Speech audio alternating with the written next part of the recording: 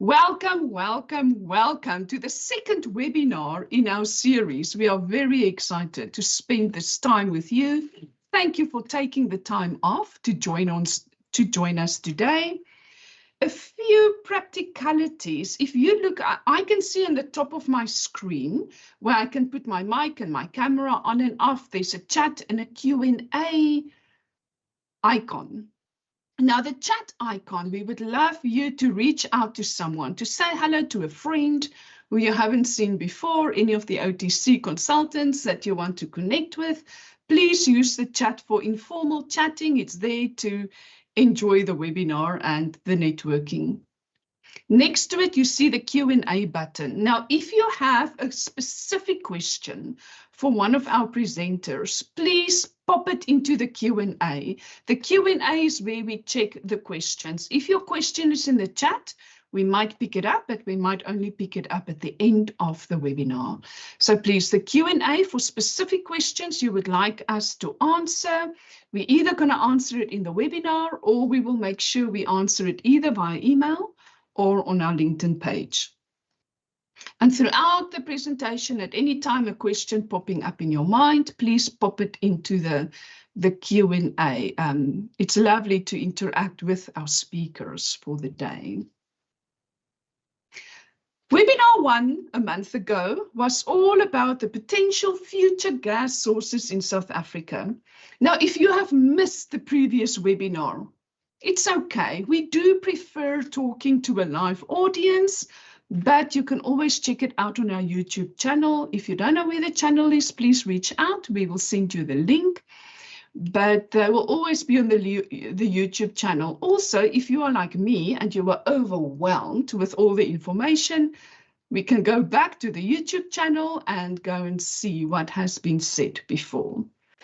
But I want to use this opportunity to say thank you for everybody who sent us a message, an email, a voice note based on the first webinar. It was lovely to hear your feedback. It motivates us and energizes us to carry on with what we set out to do. Thank you for that. Today, the second webinar in our series. We're going to talk about South African inland gas as a primary energy source. Is that possible? How will it look like? We're going to look at the available onshore gas. We are going to look at information on locations, the resources, how we can utilize it, and also potential applications for natural gas going forward. I'm very excited for what's been prepared to share with you today. Without any ado, I'm going to try to present each speaker, but my problem is that if I have to try to tell you who they are, it's going to take forever. It's quite a challenge in 2 sentences to summarize our speakers, but I'm going to try. Our first speaker for the day is my colleague, Koos Taljaard. Koos is going to focus on inland gas resources.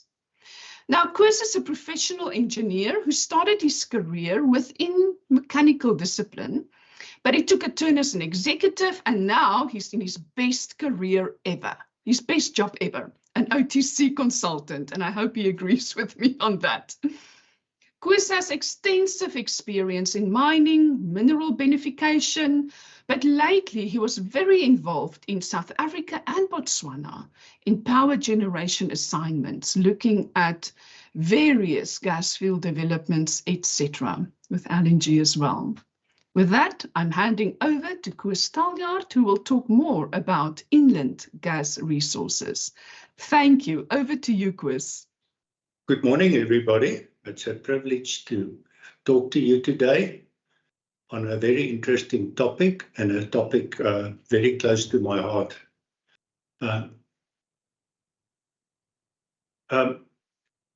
If we discuss the issue of onshore gas as a primary energy source, you always get into discussions, but no, we're going to import LNG, we're going to do lots of other things. And we actually, I believe, we're missing the opportunity that this gas is available in in Southern Africa and can make a massive impact to the country. The South African draft master plan that was presented last year really only dealing with commercial gas, and it's basically the gas replacing what's coming in from the pipeline. And that gas stream will, according to the plan, basically increase from the current levels of about 150 petajoules to more like 400 petajoules over time. And in TCF, it's 0.3 to 0.4. Why I'm talking TCF? Because if we start comparing this information with what resources is available, one can actually benchmark those numbers quite well. But then we're also consuming about 22 billion litres of diesel in South Africa, and 12 billion of that is imported. Now, in energy context, that is equivalent to about 0.5 TCF. So on the round numbers, if you add the two together, there's maybe a need for 0.8 to about 1 TCF of LNG to be able to replace the shortage in energy. Now, the onshore gas can actually significantly contribute to that gap and replacing the diesel imports, or at least a massive part of that. And the next slide is going to start talking about where is this onshore gas, but also why we're doing that. The impacts of doing it basically onshore versus bringing it in, say, via LNG or importing or other sources, have a big impact. First of all, it's local. You're developing the source local, so you're spending local money and local operating costs to be able to do this, versus paying somebody in another country to do that. Definitely a massive impact of job creation, and we understand the need for that. And it will give energy security. The issue with environmental is there's lower emissions because of not using basically coal-based. But then there's the water and land, and the water and land have pluses and minuses, because you have to drop the water table to get the gas out, and that water becomes available. And we will start using some land to be able to do this, but at least it could be a coexisting role. And so it's not necessarily negative, it's definitely positive or just neutral. Now, but why are we not using it in solar or wind? We're using it, and it's definitely going to play a massive role, but it requires significant initial investment in infrastructure. On coal, I don't have to talk a lot, because we know that coal is not environmentally friendly and have a high health cost. So moving away from coal is very important. Comparison, as I said, we can import this LNG, but the long run cost of importing it versus doing it in country is a big difference, and you will start saving a lot of money and spending local money and generating local profit. Your supply chain is definitely much more difficult, bringing it internationally, and that could change. We've seen what happens to the price of LNG local, internationally, going up and down a lot over periods. So overall, developing onshore gas resources in Southern Africa offers a balanced approach to improving energy security, economic growth, and environmental sustainability. Now, where is this gas? In Southern Africa, onshore methane gas is commonly found in and around coal seams. The coal fields just off of South Africa covers about 116 square kilometers. If you take all the blue areas there, it's far over 200 square kilometers. The main Karoo Basin and extensional subsidy basins are considered the most prospective areas for the CBM, as demonstrated in the blue on the graph.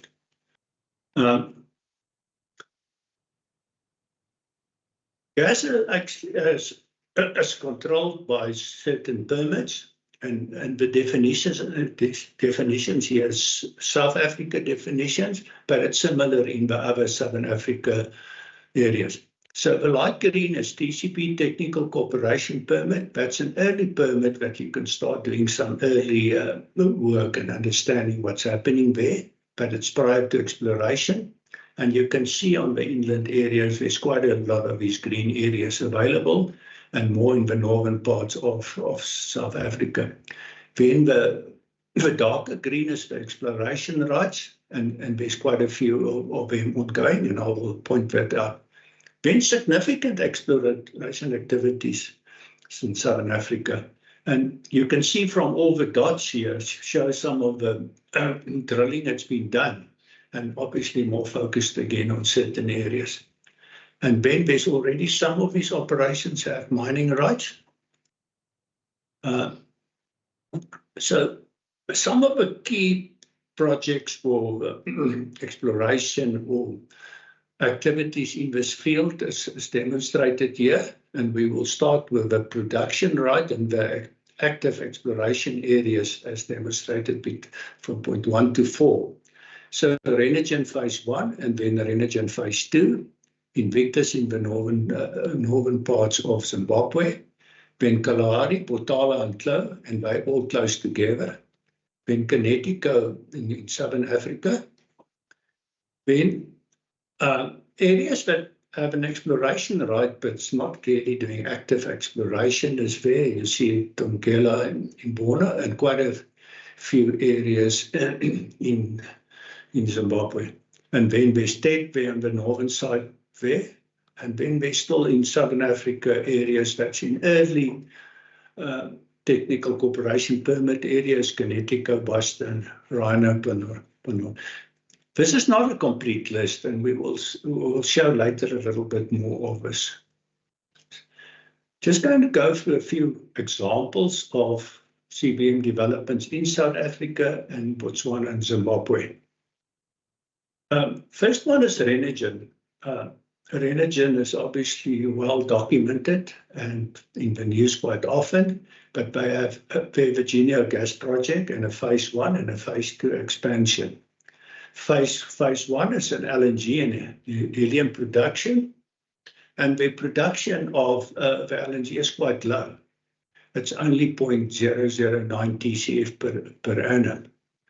My focus is here on the natural gas and not necessarily the helium. But then the gas resource associated with phase 1 is 0.4 TCF.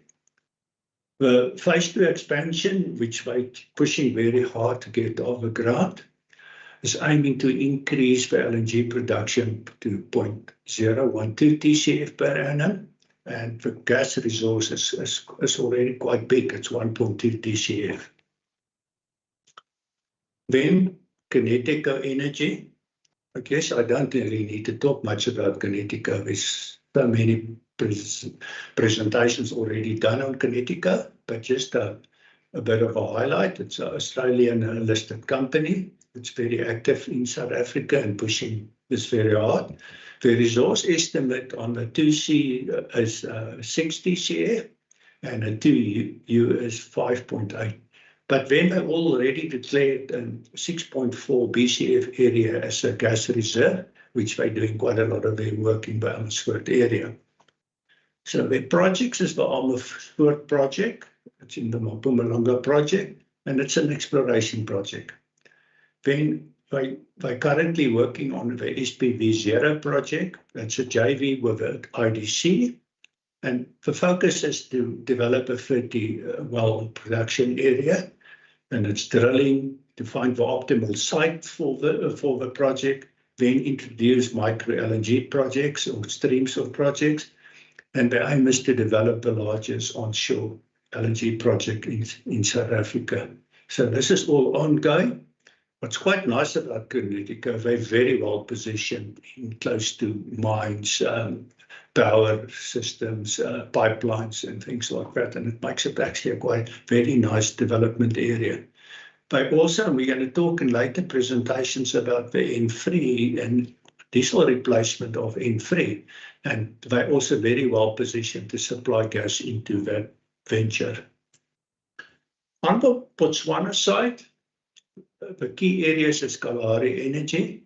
And Kalahari Energy is an exploration area, but also working on gas to power projects, and documented as 10.8 TCF of probable economic recoverable CBM. Then there's Potala. Potala have become very active over the last year or so and doing a lot of work. Their 2C resource is 0.45, and they've recently been granted a mining license also. Flow Energy was the forerunner basically in there, and their mining license was already offered some time ago. They have about 0.4 TCF of CBM reserve, and it's gas to power. They're producing currently around 2 megawatt, but want to increase it to 10 megawatt.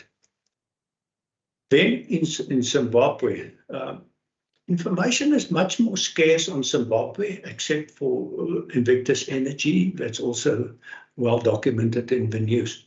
But the early work done in this area talk about a potential 40 TCF of potential recoverable CBM gas, and more located in the Matabeleland Northern Province. And there's quite a lot of projects as listed there that's in early development or exploration phase. But in Victus are busy doing a lot of drilling. You can see the photo on the right-hand side. Unbelievable neat site. I must say, I must compliment them on what I see on the picture. Never been there. But this is not a CBM project. It's a gas condensate find project. But from the first two wells, they already declared 1.3 TCF of gas. And they're moving quite hard to push this project forward. In summary then, say South Africa, between those things, and you'll see now there's quite a few other names here. On the bold numbers there's about 16 TCF available under various definitions of resource and reserve confidence levels. So it's not technically correct to add them up, but for this demonstration we've done that. Then Botswana, it's 18.4 TCF, and Zimbabwe, there's only really numbers on the Invictus project that's currently the 1.3, and Mozambique and Tet, there's no specific numbers. The combined resource stroke reserve of this gives you over 34 TCF. That excludes the shale on the top, the Karoo shale. It's not the focus of this presentation, and also not Zimbabwe and Mozambique. But just for interest's sake, the initial resource size when the Pande Temane project with Romper pipeline have started was basically 2.7 TCF. And that have supplied gas to South Africa through that pipeline for over 20 years. So we can just see the available gas versus a project that's quite well known. Okay, thank you for this. And back over to you, Wilmien. Thank you, Chris. I know I've put you under a lot of time pressure that we make our time today, and I appreciate that. You had to push quite a lot of information into a short period of time. Just 15 minutes, so I achieved that. Thank you. I know, and I'm so impressed. Thank you for that, Chris. And I hope there's a lot of questions coming your way, running through all of that. We're going to move on to the second part and the second speaker, where we're going to look at, now that we know how much gas there is, what can we do with that? How can we utilize that? And for that, it's such a privilege to introduce Freek van Heerden to you. So as the CEO of OTC, he has a CV that stretches to the moon and back. His global experience in oil and gas projects stretches over a 40-year career, and I believe Freek can do absolutely anything. But recently, he's been leading coal bed methane gas field development assignments in Botswana and South Africa, and so much more. Freek, I'm very curious to hear what you're going to share with us. With that, over to Freek. All right. Thank you very much, Wilmien, and thanks for everybody attending. So we're going to now say if there is gas available, what could potentially be done with the gas, and we have a few cases. I'm also just going to explain very quickly how gas fields, these sort of gas fields, are being developed, to give people a bit of an understanding on that.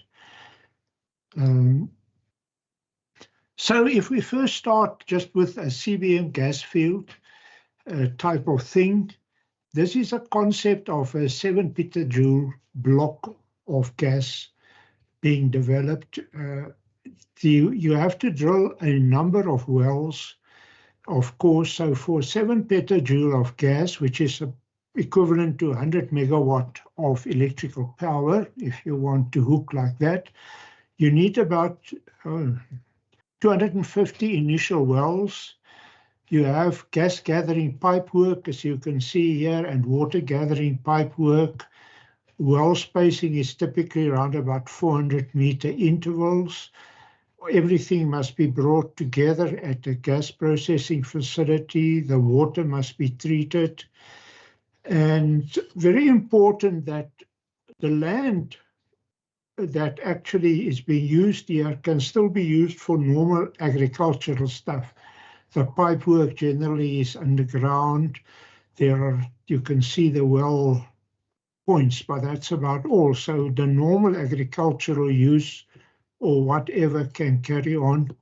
I've seen some pictures of wells on golf courses, for example, which is quite interesting.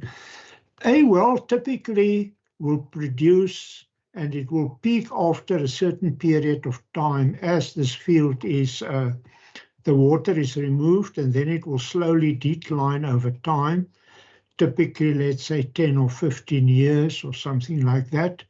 It depends on how closely you space the wells and all those things, the decline rate. And then, of course, you have to drill fill-in wells or additional wells outside of this area to keep the gas flowing at the right rate. So this is 11 by 11 kilometer area you need, basically for 100 megawatt of power. How does such a process flow and development look like, just out of interest?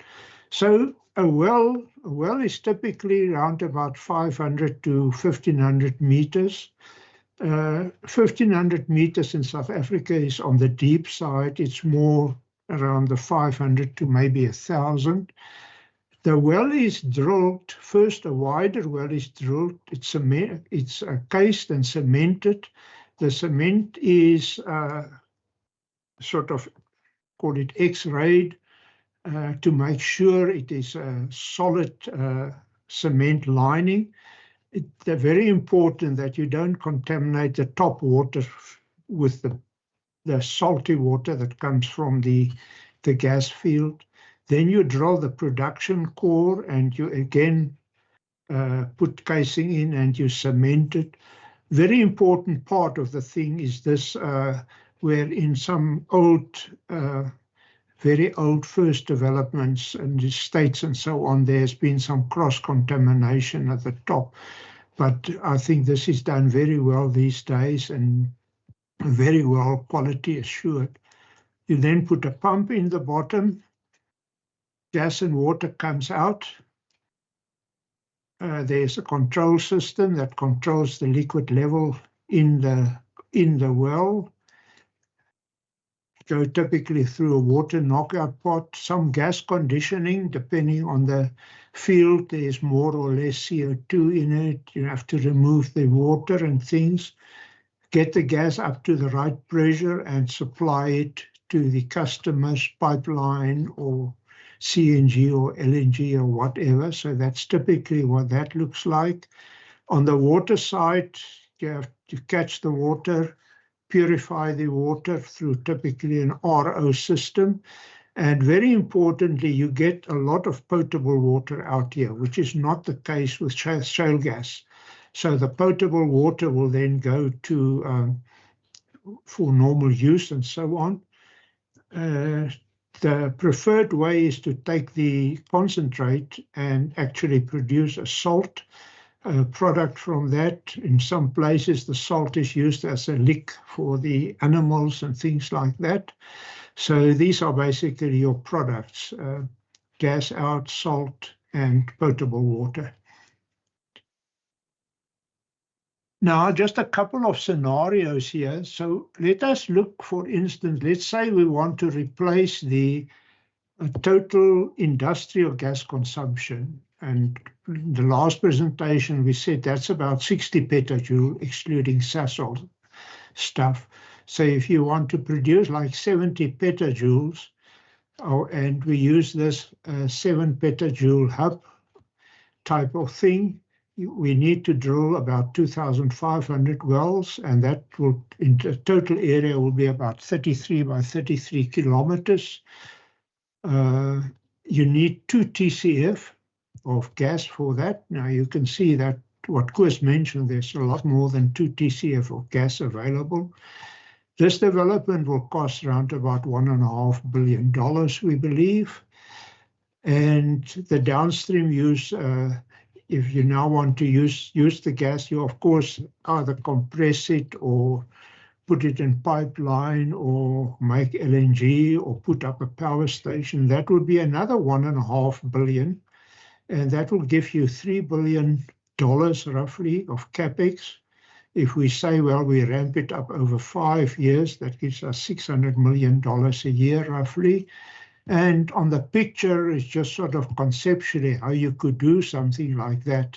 The Renergen site is already in production. The others are maybe some in the Connecticut area, maybe here in the Waterberg, and some perhaps in Botswana, some concept like that. The other one is the diesel import one that Koos mentioned. So if we assume we import 12 billion liters of diesel per year, that is about 490 petajoules, 0.5 TCF per year, or about 14 TCF over 30 years if we want to replace half the diesel. That certainly is also possible out of the sort of resources we have. If we assume, well, let's not try and do all that diesel replacement. So we said conservatively, let us say we replace 7 TCF, half of the diesel. That will require 4 million tons per annum of LNG, because for diesel replacement, you need LNG to put it in the vehicle, trucks, and so on. That will mean about 35 7 petajoule hubs distributed through wherever we want to put it, about $2.5 billion capital. The impact of this is, of course, that you save about $7 billion of imported diesel per year. The CO2 reduction is about 30 to 40%, so less CO2 you produce per kilometer of travel. So that's about 5 million tons of CO2 that's being reduced. End user saving around about 5 billion, because the LNG is cheaper than diesel.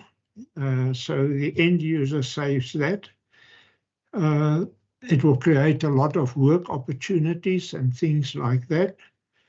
Again, if we assume a 5-year ramp-up time, the capex will be around about $500 million per year to ramp this up over that period of time.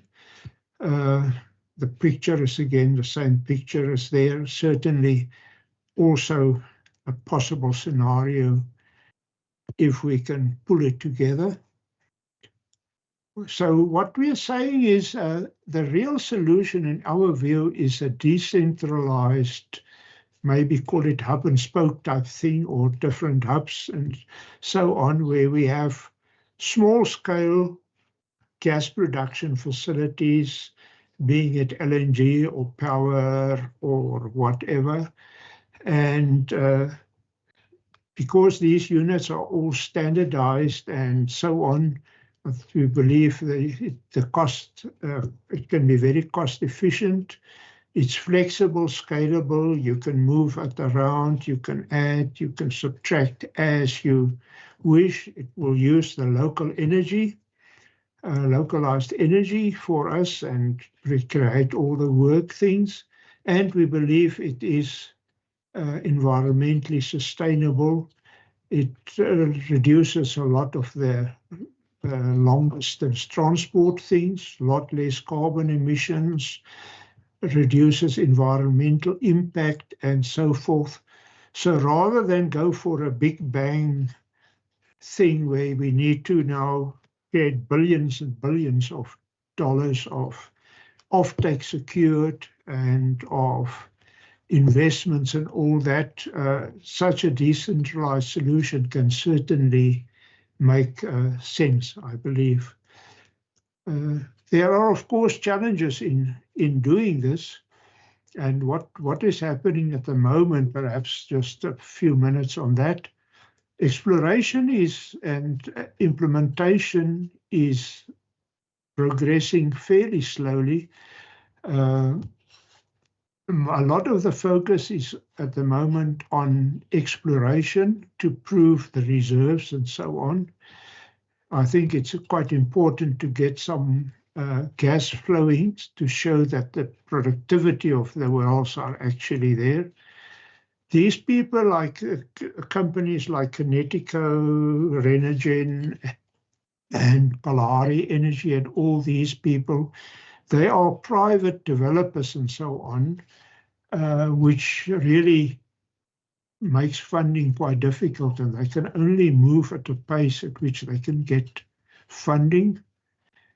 The South African Gas Master Plan doesn't look, in my view, at all on what can be done and providing some support for the on-land gas, although some of the projects like the Kinetico project is classified as a critical project in that government office.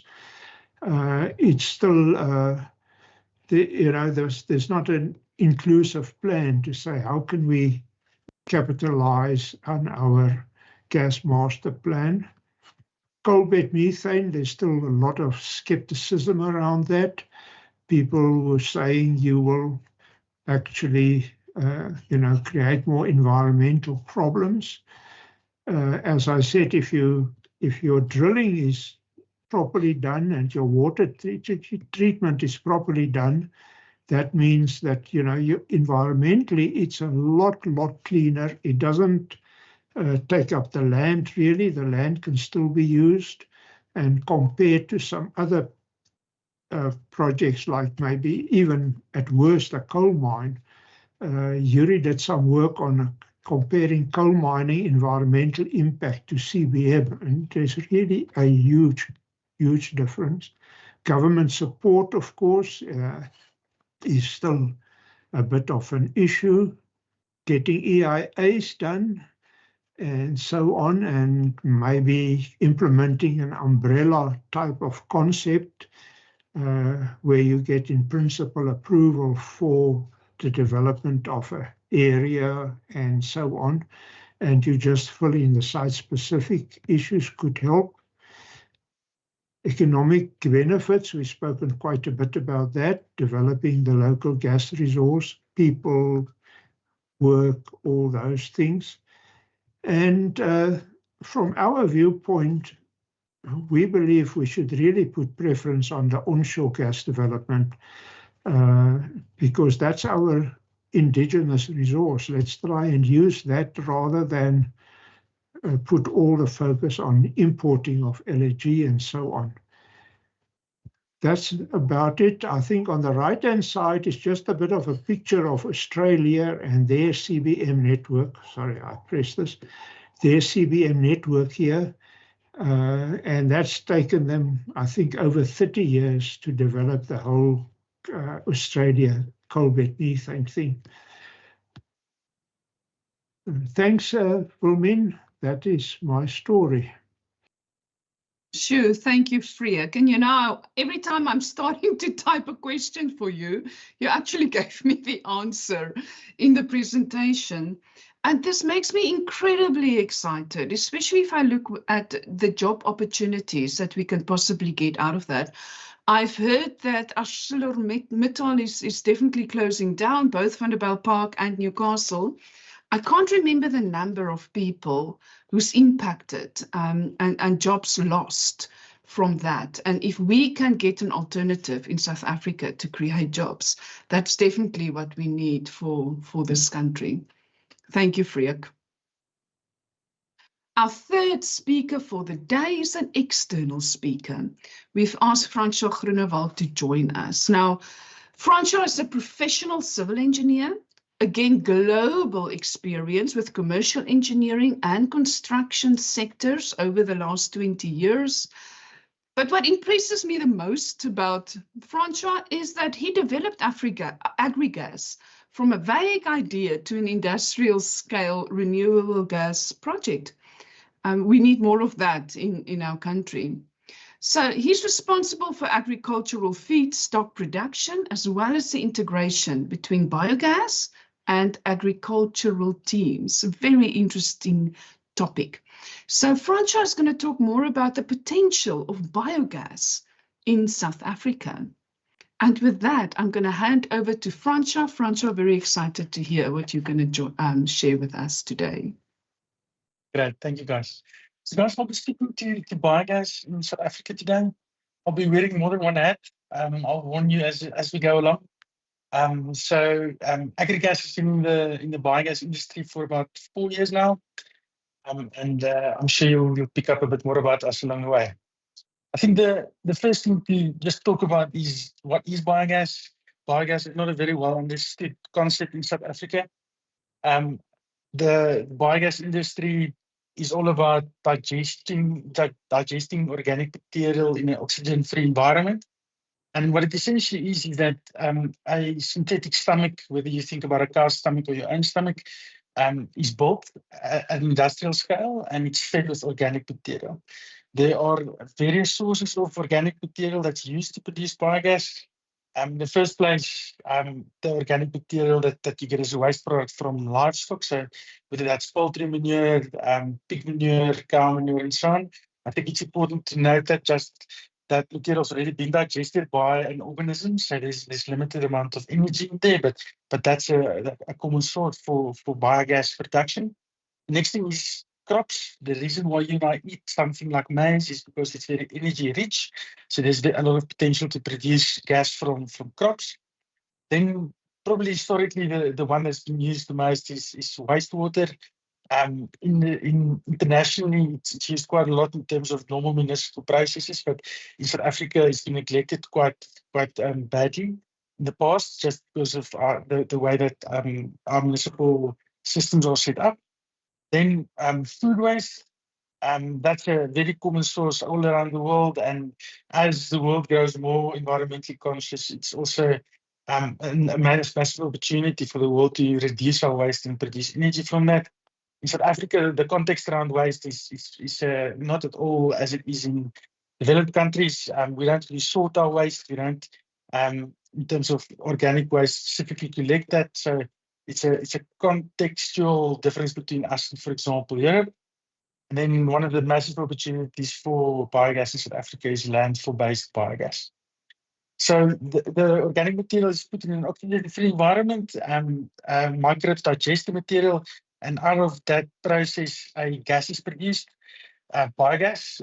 Biogas normally consists of about 45% CO2 and 55% methane, with a few trace elements in there as well, depending on the feedstock that you provide. The digestion process, just like, for example, a cow produces manure, which is called digestate in this case. So we call it a synthetic manure, organic compost, and that's a valuable product for any farming practice and so on. The biogas itself all around the world is used and burned, whether that's in generator or other equipment, to produce either heat and or electricity. And that's the common use of biogas in South Africa. The other opportunity, and just tying this into the bigger gas context, is to upgrade the biogas into biomethane. That's the combination of taking the CO2 and then selling that off as a food grade product. And in terms of the gas itself, it's a drop in renewable replacement for natural gas, whether that's as a diesel replacement or injecting that into the gas grid. So the next thing is, I think, to understand how common biogas really is. Now, biogas is not that common in South Africa, but in Europe alone, there's more than 22,000 of these plants that produce both biogas as a non-refined product and biomethane as a refined product. And many of those plants have been running for decades. This information specifically you'll see is mostly biomethane based. So it's the information around gas that's upgraded to biomethane and then injected into the local gas grids. In 2022, there was 1,200 of these plants running in Europe, then competing with something like natural gas. In the bottom left, you'll see that the use of different feedstocks have changed over time in Europe, and that has a lot to do with the environmental context in that area and also the agricultural context, which is a totally different subject, but that definitely plays into it. Energy crops was very common in the early and mid 2010s, and that's moved over to more of a waste-based type system. Then the other interesting thing is that if you combine the biogas and the biomethane plants in 2023, more than 22 BCM, and excuse all of the units that's been used all over the presentation, but roughly 840 petajoules of biogas and biomethane was produced and sold in Europe alone. So it's an industry that's well developed, it's well understood, it's been running for decades, and it's not anything new. And the second hat that I'm wearing is I'm a member of SABIA, which is a South African Biogas Industry Association. South Africa is very lucky to have an association like this. It's also affiliated with the World Biogas Association, promoting biogas in South Africa. The first commercial biogas plant was built in South Africa in 1957, so it's also a very old industry. In terms of biogas in South Africa, it's had a bit of a challenging past, and I'll get to the reasons for that. But in South Africa, currently on an industrial scale, not on a very small scale, but on an industrial scale, there's about 30 odd anaerobic digesters running, of which about 8 produces more than 1 megawatt of electricity. The plants in South Africa sell electricity. There's also about 4 landfill gas generation plants up and running, with a few more in development. All of those are also more than 1 megawatt. According to SABIA, there's a massive opportunity for, and they specifically refer to the electricity production, because that's historically what's been done with biogas in South Africa, along all of the waste sectors, from the poultry manure specifically, but all along the municipal sectors and agricultural waste and landfill and so on and so forth. Then just putting back my other hat, I think there's a massive opportunity for biomethane in South Africa to play a complementary role as a renewable gas. I don't think the expectation for anyone that's realistic is that biogas or biomethane is there to fill the entire gap, for example, the gas cliff, or to keep, whether that's coalbed methane or imported natural gas out of South Africa. In terms of, for example, renewable solar electricity, for a long time that was an add-in to the market. So something that a user would use complementary to their normal source, and that's kind of the role that we see for biogas in terms of agri-gas in South Africa. Conservatively, we feel there's about a 10% market opportunity for that. The World Bank has indicated recently that there's an immense opportunity for existing landfills based biogas in South Africa and sub-Saharan Africa, at least 10,000 megawatts, which is substantial in sub-Saharan Africa.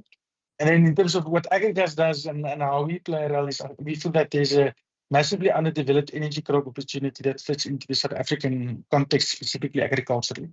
And I'll provide a bit more detail on that later. Just like other gas industries, I think it's important to know that biogas is not without its challenges. Biogas production is a full-time opportunity where dissimilar to, for example, renewable electricity, using photovoltaics as an example, it's not a fit and forget system. It's very intensive to produce the gas. In terms of the South African gas industry, has definitely shown that there are certain specific challenges in our environment. So, for example, limited local expertise. There's only so many plants up and running, and only so many professionals that know the technologies and the problems well. Historically, in South Africa, there's been quite a heavy over-reliance on European specialists. Many of the developers of biogas have felt that the European technology could just be copied and pasted into South Africa. And that's proven quite challenging in terms of, for example, the waste-based, which most of the biogas plants are in South Africa. Just looking at the quality, quantity, and consistency of waste in South Africa, it's not something as well developed as in Europe. Then inadequate staffing, the European plants are designed normally to be mostly automated. We've actually visited plants that produce in excess of, for example, 10 megawatts of electricity with 2, at most 3 staff members running the entire plant. And that's obviously very different to our context. Obviously, labor is a lot cheaper in South Africa, but in terms of getting the right people in the right roles and outsourcing all of your maintenance and operations as they do in Europe is not possible, with the suppliers being based offshore. Then insufficient feedstock characterization. In the European context, very high-level testing is normally enough to get funding and to establish projects. And we feel that's been lacking in South Africa in terms of characterization and really understanding the feedstocks over a long period of time. And then also overestimated feedstock availability. Just, for example, talking about food waste and municipal waste, when the South African interest rates go up or something like that happens in our economy, eating patterns change. And with that, waste and municipal waste, the composition and quality and changes immensely. So all of those things are massive risks to waste-based systems. Then poorly evaluated feedstock constitutions. I think I've touched on that. A lot of the developers also try and cut a lot of costs that focus normally on reliability, which is very challenging. Then adequate design and specifications, specifically in our environment, there are certain things that need to be taken into account, which the guys that specifically come from Europe don't necessarily know. And then technology integration issues in South Africa with various suppliers. Then getting to kind of the agri-gas model, telling you just a little bit about that. So agri-gas feels that in terms of scalability and in terms of biogas production, there's a massive opportunity for energy crop-based systems. South Africa has a very well-established farming sector, which at this stage actually has a lack of market in terms of production, not a lack of land, for example, which is the normal context in Europe. And we feel that there's an opportunity to combine waste, but with the majority of energy crop, which gives you scalability, storability. Energy crops you can store for 5 years and longer, for example, to mitigate a lot of risk. And that plays very favorably into the whole biogas industry. In terms of understanding energy crops and just looking at the land in South Africa, we use the gas pipelines in South Africa as a kind of a spine to look at the agricultural land availability around those pipelines. We looked at specifically fallow land, so that's old fields, that's fields that were previously in production and that's no longer in production, and understanding why that is quite complicated. But looking at the different provinces, on the one end, looking at all of the land available within a 100-kilometer gas pipeline from the gas pipeline, and then also the mining-based land, there's definitely opportunity. I'm looking at the petajoules, so I can't exactly see the numbers here, but there's definitely a massive opportunity for energy crop-based biogas production. Then cultivated fields, according to the South African regulatory biofuels framework, we are in South Africa allowed to use cultivated fields on certain conditions. For example, we need to use rain-fed crops, but also it needs to time a rotational crop system. But just looking at the amount of land availability, obviously food security and things like that can't be impacted, but there's a massive amount of land available in terms of cultivated fields. And then in terms of subsistence agriculture, there's also an opportunity for local communities to produce gas and also electricity with that. And then something that's very interesting, so in the 1980s, the South African agricultural industry was regulated by government, and then moving into the 1990s, 2000s, the South African agricultural industry was deregulated, so fully exposed to import and export parity. Throughout that process, about 2 million hectares in South Africa went out of production. So that is not virgin land, if I can call it that, like that. It's land that's been previously cultivated. And without influencing food security, without influencing any of the existing farmers in South Africa, only using that 2 million hectares conservatively, and that I believe that excludes mining land potentially as well, could produce between 100 and 200 petajoules per annum for South Africa in terms of the gas industry.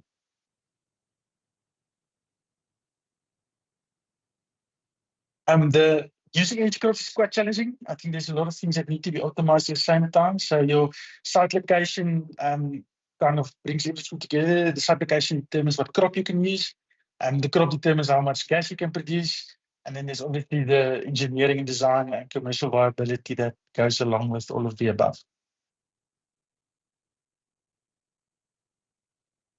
Then there's also environmental factors to take into account in terms of getting funding in both the South African and the international context. Things like food security, biodiversity security in terms of your feedstock choices need to be taken into account.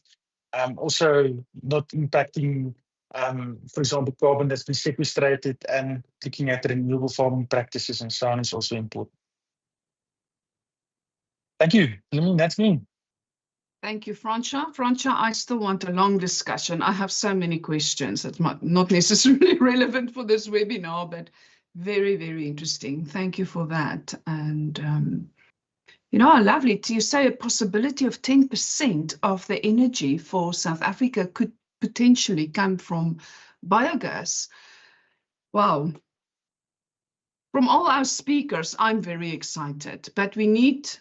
I know one of my OTC colleagues said, something must start happening now. And I'm on that bandwagon. I also feel, hey, something must start happening now. We know there's an energy cliff coming. We can see the potential. There's so much potential everywhere. What can we do about it? How can we carry on? Let's put our minds together and see how we can do that. For everyone watching on YouTube, I hope you've enjoyed this as well, and hope to see you live very soon. With that, we're going to end the event. Thank you again. Looking forward to see you in future. Goodbye.